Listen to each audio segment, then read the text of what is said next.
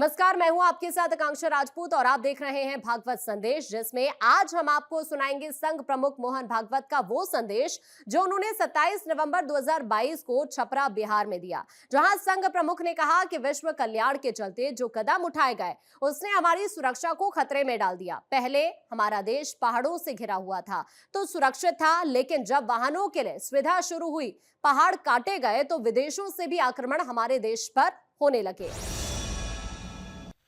जहां तपस्वी तपस्या करते हैं वो तीर्थ बन जाता है। उसकी ये शक्ति होती है कि वहां आकर कुछ देर रहने वालों के मन में जिस भावना से वो तपस्या हुई, उन्हीं भावों का निर्माण वो तीर्थ भूमि कर सकती है। ये उसका सामर्थ्य ऋषियों की तपस्या के कारण बनता है। हमारे देश के इतिहास में एक मोड़ आया। उसके पहले जो तीर्थ बने थे, हमारे देश पर विदेशी आक्रमण हुए नहीं थे, हम सुरक्षित थे।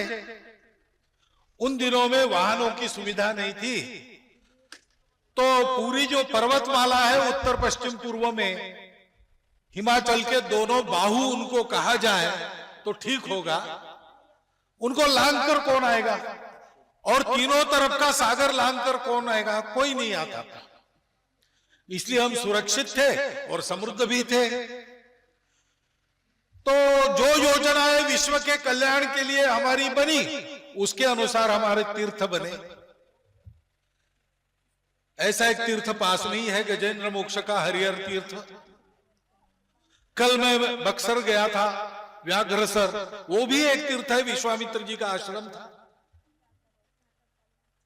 दुनिया की दुष्टता को समाप्त करना और सबको सज्जन बनाना, यह काम हम उस समय निर्बाध रूप से करते थे।